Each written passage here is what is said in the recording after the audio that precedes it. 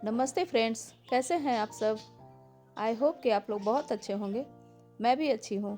Friends, इन दिनों अब जबकि फरवरी ख़त्म होने वाला है और मार्च शुरू होने वाला है और हल्की हल्की गर्मियाँ अब कई जगहों में पड़ने लगी हैं। मौसम बार बार चेंज हो रहा है दोस्तों, कभी ठंड हो जाती है और कभी गर्मी हो जाती है। लेकिन इस समय का जो मौसम होता है उस समय सब्जियों को उगाने के लिए, फलों को कटिंग लगाने के लिए और नए पौधे रिपोर्ट करने के लिए बहुत ही अच्छा होता है। तो आज मैं कुछ ऐसा ही इस वीडियो में लेकर आई हूँ। दोस्तों, फूलों और फलों के पौधे हम हमेशा ही लगाते रहते हैं, तो फिर सब्जियाँ क्यों नहीं। और सब्जियाँ को लगाने का ये बहुत ही अच्छा मौसम है गर्मियों की सब्जियाँ लगाने के लिए। कई सारी सब्जियां गर्मियों की होती हैं दोस्तों, और कुछ बेल वाली भी होती हैं, कुछ लीफी वेजिटेबल्स भी होते हैं, कुछ पौधे वाले भी होते हैं जो कि स्ट्रेट जाते हैं। तो ऐसे ही कुछ पौधों के बारे में मैं आज इस वीडियो में बताऊंगी और दिखाऊंगी कि कैसे हम ग्रो करते हैं इन सब्जियों को और कौन कौन से वेजिटेबल्स हम लगाते हैं इन दिनों। ये सब कुछ होगा इस वीडियो में दोस्तों। वीडियो अंत तक देखिएगा और स्किप मत कीजिएगा क्योंकि टिप्स से भरे हुए होंगे। और वीडियो अगर अच्छी लगे तो एक लाइक ज़रूर कीजिएगा। चैनल में नए हैं तो सब्सक्राइब भी और अपने दोस्तों के साथ शेयर भी कीजिएगा। कमेंट में एक छोटा सा कमेंट तो लिखना बनता ही है कि मेरी वीडियो आपको कैसी लगी। तो आइए वीडियो को शुरू करें।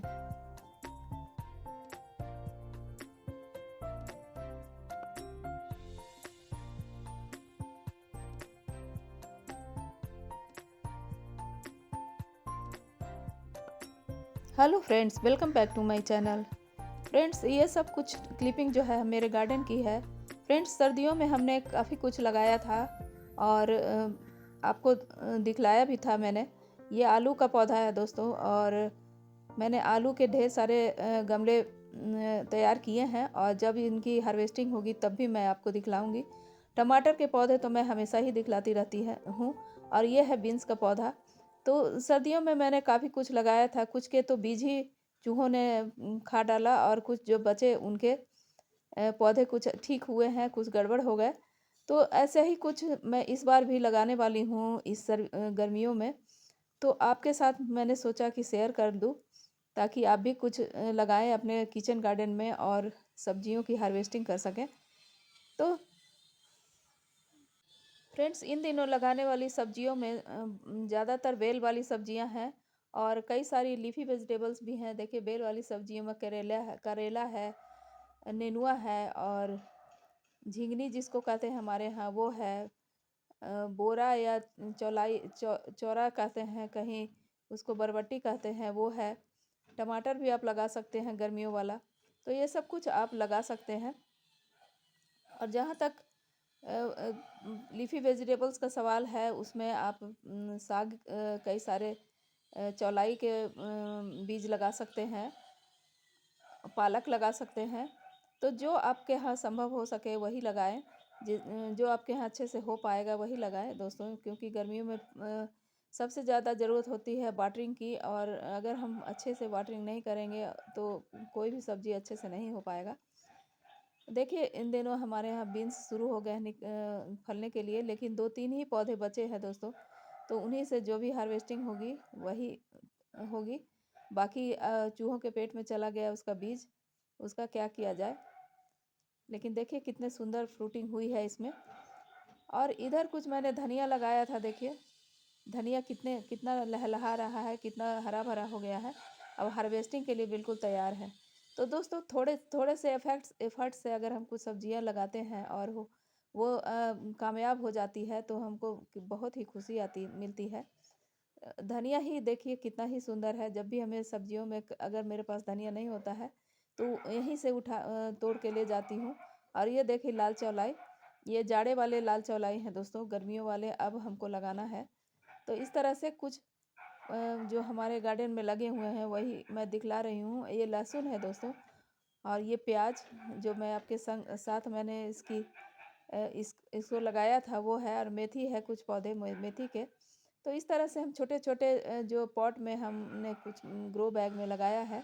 और यह है टमाटर का पौधा, ये देखिए टमाटर की फ्रूटिंग।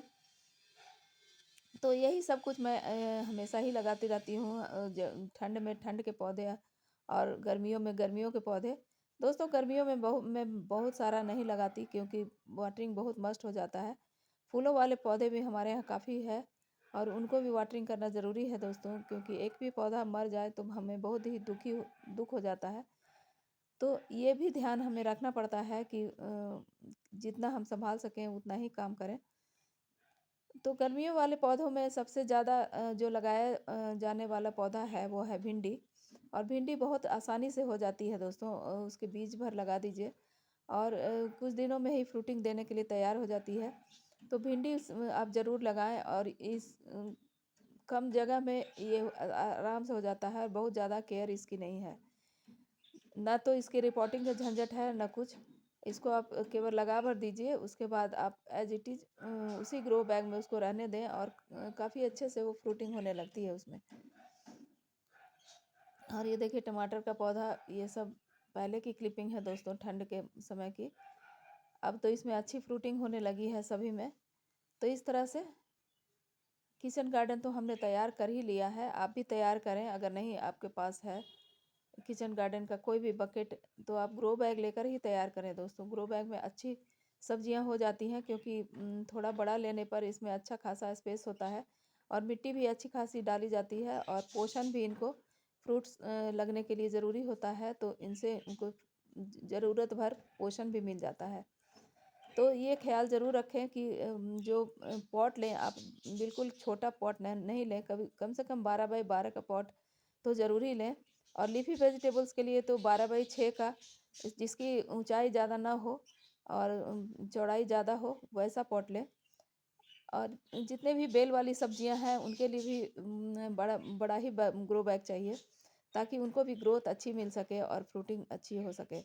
जब तक उनका पोषण बढ़िया अच्छे से नहीं होगा तब तक उनमें न फूल लगेंगे न फल लगेंगे, और अगर फूल लग भी गए तो झड़ जाएंगे, फ्रूट में कन्वर्ट नहीं होंगे। तो उनको बहुत ज़रूरी है उनके पोषण के लिए। और अच्छी खासी आप गोबर की खाद या वर्मी कंपोस्ट मिलाकर मिट्टी बनाएं और उसमें अच्छी खासी मात्रा जो है पोषक तत्वों की मिलाएं, तो बहुत आसानी से चल जाता है।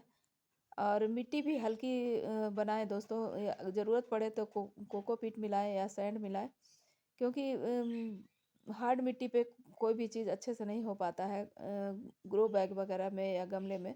खेत की बात ही अलग है, खेत में तो सभी कुछ अच्छे से होता है। तो इस तरह से आप मिट्टी तैयार कर लें और पॉट साइज भी आप ध्यान रखें किचन गार्डन में सब्जियां उगाने के लिए। लीफी वेजिटेबल्स तो थोड़े से जगह में ही हो जाता है क्योंकि उनकी जड़ें ज़्यादा नहीं जाती हैं, तो उनके लिए कोई बात नहीं है। लेकिन जो जितने भी सब्जियों वाले बेल वाली पौधे पौधे हैं या फिर पौधे जिनके हैं, जैसे भिंडी है, बैंगन है, टमाटर है, इन लोग के लिए तो गहरा थोड़ा ग्रो बैग चाहिए। तो इस बात का ख्याल रखें दोस्तों। और बीज आप ऐसी लें जिनकी गुणवत्ता अच्छी हो। जैसे इधर उधर से या जैसा तैसा बीज नहीं लें, बीज पर भी डिपेंड करता है। अगर अच्छी क्वालिटी का बीज होगा तो अच्छा ग्रोथ होगा और पौधे भी अच्छे निकलेंगे, स्वस्थ होंगे। तो ये ध्यान भी आप ज़रूर रखें। अगर आसपास अगर कोई नर्सरी है तो उनसे आप अच्छी क्वालिटी का बीज ही ले लें। तो ये सब कुछ आप ज़रूर ध्यान रखना अपने किचन गार्डन बनाने के लिए। और मैंने तो जो ग्रो बैग लिया है वो काफ़ी बड़ा है दोस्तों, 25 बाई 25 का है। और उसमें मैंने हाफ ही फिल किया है मिट्टी, और इस तरह से गोबर मिलाकर मैंने इसको तैयार किया है। ये देखिए पूरी भुरभुरी मिट्टी है मेरी। और देखिए बीज मैंने अभी तो इसमें मैं दो ही चीज़ लगा रही हूँ, करेला और भिंडी। जो मेरे यहाँ अच्छे से हो जाता है दोस्तों उसी को मैं लगाती हूँ। जो नहीं हो पाता उनको लगा कर क्या फ़ायदा, समय और मेहनत दोनों बेकार। तो ये भिंडी के बीज हैं दोस्तों, भिंडी के बीज मैं एक राउंड राउंड में लगाऊंगी और थोड़े थोड़े दूर पर करीब करीब 8-10 इंच के दूर पर मैं इसको लगा रही हूँ, एक एक बीज।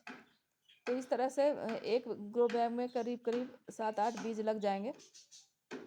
थोड़ा सा होल करें और उसमें मिट्टी बीज को डाल दें और ऊपर से मिट्टी से हल्का सा ढक दें, बस ढक भर दें, उसको प्रेस करना ज़रूरी नहीं है, क्योंकि वो ज़्यादा प्रेस हो जाएगा तो उनको उगने में कठिनाई होगी दोस्तों। और ज़्यादा गहरा भी आप डीप में भी इसको नहीं लगाएं, क्योंकि डीप में लगाने से फिर उगने में इनको परेशानी होती है, क्योंकि ये बहुत ही नाजुक और नन्हे पौधे होते हैं शुरुआत में। तो इनको ज़्यादा डीप में नहीं लगाएं, बिल्कुल आधा 1 इंच के डीप में लगाएं और केवल ढक भर दें, उनको प्रेस ना करें। और इस तरह से अब मैंने सभी ग्रो बैग में भिंडी लगाई है और एक ग्रो बैग में मैंने करेला लगाया है। देखिए दोस्तों, करेले का 2 सिरा होता है, एक नुकीला वाला होता है और एक दूसरी तरह के आकृति का होता है। जो नुकीला वाला सिरा रहता है उसको नीचे रखें और उसी तरह से 1 इंच का होल बनाएं और उसी नुकीला सिरा नीचे डालकर आप उसको फिर से मिट्टी से ढक दें। यही प्रोसेस है। कई लोग इसको बीज को पानी में सोक होने के लिए छोड़ते हैं, भीगने के लिए रात भर फुला कर डालते हैं ताकि जर्मिनेशन जल्दी हो। लेकिन मैं एज इट इज़ ही लगाती हूँ हमेशा, और हमेशा ही जर्मिनेशन अच्छा होता है दोस्तों। तो केवल वाटरिंग का ख्याल रखें, बस जर्मिनेशन तो होना ही है। कुछ 2-4 दिन लेट या पहले या सही, यही होता है और कोई ख़ास बात नहीं है। तो यही सब कुछ था।